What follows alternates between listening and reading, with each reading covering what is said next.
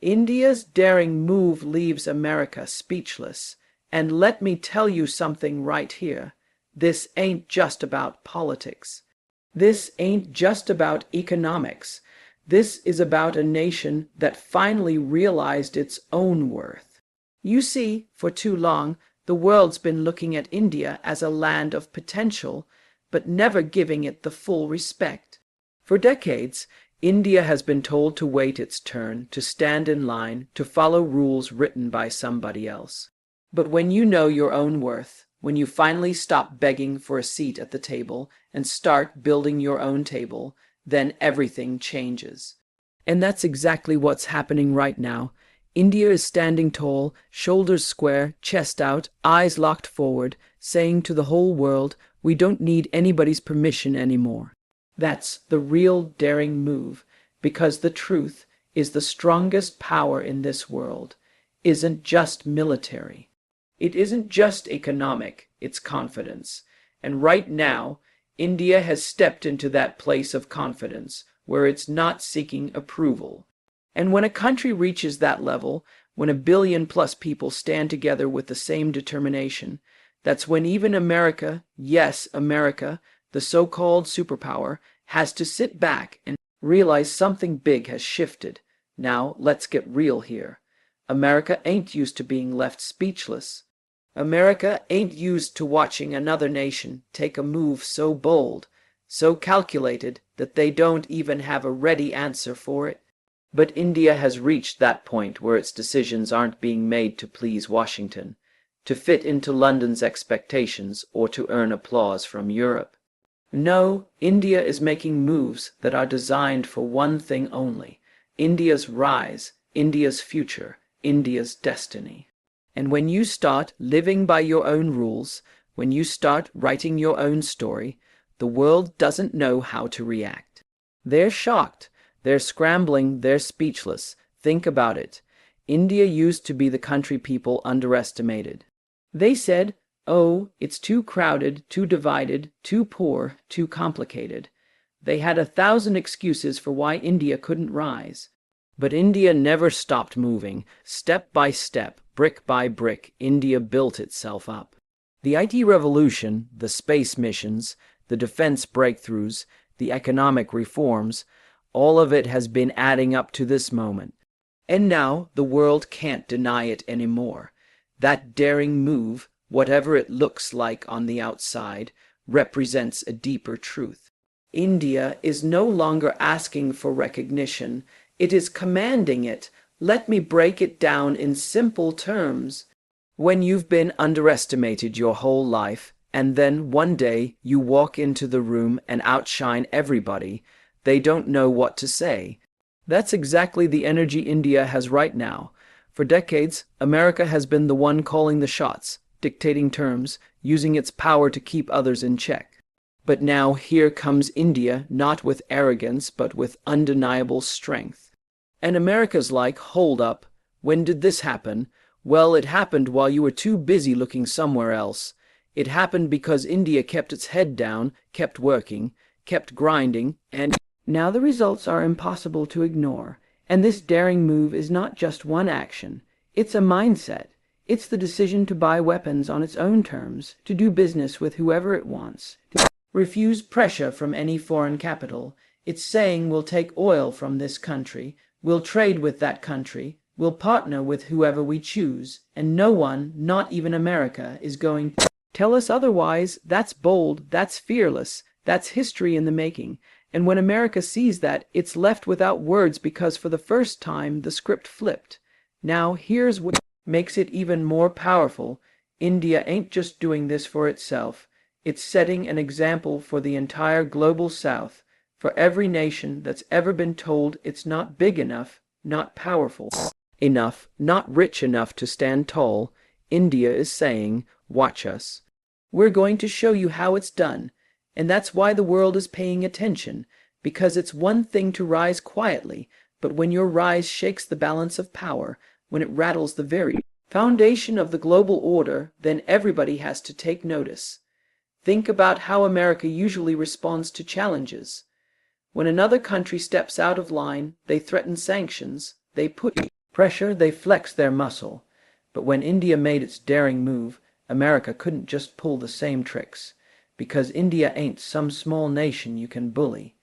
India is too big, important, too powerful to push around, and more than that, India is respected.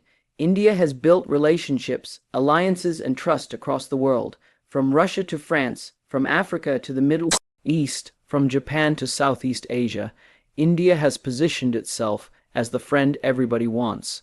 So when India makes a bold move, America has to think twice. They can't just snap their fingers and expect compliance. They're realizing India has options, leverage, and influence, and that's what leaves them speechless. Let's talk about courage for a minute, because courage is what separates dreamers from doers. Every great nation in history has had that one moment where it decides enough is enough. No more waiting, no more asking permission. It's time to take what we've earned. India, this is that moment. A daring move takes guts. It takes the willingness to face criticism, to stand firm in the storm, to say we know what we're doing and we're not backing down. And the more the world tries to test India, the stronger India becomes, because this nation was built on resilience. You can't survive centuries of struggle. You can't fight poverty. You can't endure invasions and division and still rise to the top unless you've got unshakable strength inside you. That's what India carries, and that's what fuels this daring move. And let me tell you something about silence. When the loudest voice in the room suddenly goes quiet, it's not because they have nothing to say. It's because they don't know how to respond. That's where America is right now. For decades, the U.S. has had an answer for every rising power. But with India, it's different, because America knows. It can't ignore India. It can't stop India. It can't even predict India anymore. That's power. Real power isn't about how loud you can shout. It's about how much your actions leave others stunned into silence. Now, don't get it twisted. This ain't about hostility. This ain't about rivalry for sake of rivalry. This is about respect. India's daring move isn't saying we hate you. It's saying we don't fear you. And that's a huge difference, because for far too long international relations have been built on fear. Who fears who submits to who. But India's flipping that script. India has shown that respect comes not from bowing down but from standing tall. And once you prove you can't be intimidated, once you show that you will only move on your own terms, then even the biggest powers in the world have to respect you. And here's the thing, this is just the beginning. India's daring move may have left America speechless today, but tomorrow it's going to leave the entire world in awe, because this isn't a one-time stunt. This is the start of a new era, an era where India's voice is one of the loudest in the global conversation, an era where India isn't just participating, it's leading, an era where every move India makes shifts the balance of power. And the best part is, India is not doing this through fear or manipulation. It's doing this through sheer determination, vision, and strength of character. That's why it's so powerful. See, when you've been ignored long enough, your breakthrough doesn't just change you. It changes the whole system, and India's breakthrough is exactly that. It's making the world rethink alliances, rethink strategies, rethink the way power is distributed, because now there's a new force to reckon with, and it's not hiding in the shadows anymore. It's out in the open, daring, fearless, unapologetic, and that right there is why America is left speechless. India's daring move proves that the future doesn't belong to those who cling to old power structures. It belongs to those who have the courage to break free, to stand up, to take their place without waiting for permission. And that's the message every Indian should carry with pride, because this ain't just about governments and policies. It's about people. It's about a billion dreams coming together, a billion voices saying in unison, we will not be ignored. The world is watching. The silence of America isn't weakness, it's recognition, recognition that India has arrived, that the balance has shifted, that a new chapter has begun. And as this story unfolds, there's one undeniable truth. India's dare and move was not just bold. It was necessary, necessary for itself, necessary for the world, necessary for the future. And when a nation finds the courage to do what's necessary, not just what's easy, then history bows down. History takes note. History writes your name in bold letters, and right now that name is India. The future no longer belongs to those who dominate.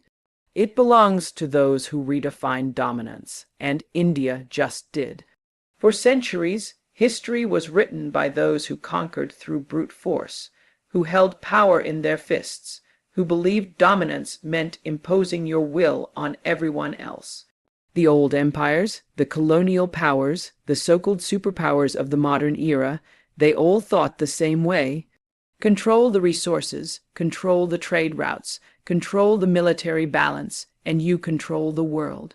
But the truth is that type of dominance always comes with an expiration date. Empires fall, economies crumble, armies wear out, and fear eventually loses its grip. What lasts longer than fear is respect, and respect cannot be taken. It must be earned. That's where India steps into the story, because India has chosen not to follow the old model of dominance, but to redefine it altogether. See, real dominance today isn't about raising the biggest army or dropping the biggest bomb. It's about influence, resilience, and the power to stand unshaken in the middle of storms. And India, through its daring choices, has shown the world that dominance doesn't have to mean destruction. It can mean setting new rules, building new systems, and creating a future where others look to you not because they're afraid of you, but because they trust you. And that's exactly what has left America speechless. Because for so long, the United States has been the one dictating how dominance looks: military alliances, economic sanctions, political pressure. But now India is proving that you can rise, you can lead, and you can shape the world by doing it differently. Look around and you'll see it. The West thought dominance was about controlling oil routes, but India is cutting deals for energy on its own terms with countries others don't even dare to engage. The West thought dominance was about military intimidation, but India is developing defense systems so advanced that others are now coming to India to buy, not the other way around. The West thought dominance was about forcing smaller countries into submission, but India is building friendships instead of dependencies. It's a different game entirely, and the beauty of it is this: when you change the game, you change the outcome. And India has done exactly that. Now, let's be real. Redefining dominance isn't easy. It means walking away from the old comfort zones. It means saying no when everyone expects you to say yes. It means holding your ground even when the biggest players in the world are trying to push you back. India is doing all of that. When told who to trade with, it said no. When told how to vote, it said no. When told which side to choose, it said no. And that simple word, backed up by power, is the ultimate act of dominance in today's world. Because the true test of strength isn't about how many people you can control. It's about how firmly you can control yourself. Think about the psychology of it. America is used to nations following its lead, nodding along, accepting the role of the junior partner. But here comes India, not trying to be a junior anything, not asking to be included in a club, but building its own table and saying, "You're welcome to sit if you want, but we're not waiting." That's dominance redefined, and it shakes the old order to its core because it proves you don't need permission to lead. You don't need validation from the so-called powerful to be powerful. You just need the courage to step into your own identity and own it. Dominance in the old sense was loud, aggressive, and often destructive. Dominance in the new sense is quiet, confident, and creative. India isn't forcing nations into deals through threats. It's attracting them through opportunity. Nations aren't bowing down to India, because they fear sanctions. They're standing with India because they see a partner who respects their sovereignty. That shift changes everything because once the world realizes you don't need to be feared to be powerful, fear starts to lose its hold as the currency of influence. That's the revolution India has sparked. Now, here's where it gets even deeper. Redefining dominance means redefining leadership. The leaders of the past built legacies on conquest. The leaders of the future will build legacies on cooperation. India, with its history, its culture, its diversity, is uniquely positioned to lead this way because India knows what it means to be colonized, to be underestimated, to be told you're not enough. That history gives it empathy, and empathy is the secret weapon in today's world. Because while old dominance says my way or no way, redefined dominance says there's room for all of us. But don't mistake kindness for weakness. And that's why India's model is so powerful. It balances firmness with fairness, strength with humility. Let me paint a picture. Imagine a playground. For years, the biggest kid on the playground has been pushing others around, taking their toys, deciding the rules of the game. That's the old model of dominance, but then another kid comes along. He's not trying to push anyone, but he's smart, resourceful, confident. He brings his own ball, gathers other kids, starts a new game. At first, the bully doesn't know what to do. He can't just take the ball because this new kid has too many friends standing with him. He can't ignore him because the new game looks more fun, more fair, and more kids are leaving to join it. That's what India is doing on the global stage, starting a new game. And when the rules change, the old bully doesn't look so powerful anymore. This is why America is speechless, because it's not facing a rival that's copying its style. It's facing a rival that's rewriting the definition of power itself. You can prepare for competition in your own game, but when someone invents a new game altogether, you're caught off guard. India is not trying to be the next America. It's trying to be the first India, and that uniqueness is what makes it unstoppable. Redefining dominance also means redefining success. In the old playbook, success was measured by how many nations bowed down to you, how many bases you had around the world, how many economies you could sanction into collapse. But in the new playbook, success is measured by how many nations want to work with you, how many partnerships you can build, how many people trust you with their future. And by those measures, India is winning in ways that leave even the most powerful nation stunned. Look at technology. India didn't wait for the West to hand over opportunities. It built its own Silicon Valley, created its own innovation hubs, launched its own rockets into space. Look at trade. India didn't limit itself to one block. It spread out, diversified, made deals everywhere. Look at culture. India's movies, music, food, spirituality, all of it influences billions around the globe. That's dominance without domination. That's influence without oppression. That's leadership that comes from within, not from above. And make no mistake, this isn't just about economics or culture. This is about mindset. The future belongs to nations that are resilient, adaptable, and unafraid to walk their own path. India has shown that by refusing to bend to pressure, by refusing to compromise its independence, it has become the very model of what tomorrow's power looks like. The daring move wasn't just about one decision. It was about sending a message to the whole world. We will rise on our terms. America is speechless because deep down it knows this shift is permanent. Once dominance is redefined, there's no going back. Once the world sees that strength doesn't require fear, fear stops being effective. Once people understand that respect outlasts intimidation, intimidation loses its shine. That's why this moment is so historic. India has not just risen, it has reset the standard for what rising means. And here's the most powerful part. India isn't even finished yet. What the world has seen so far is only the beginning. The daring moves, the bold decisions, the refusal to bow down, that's just the opening act.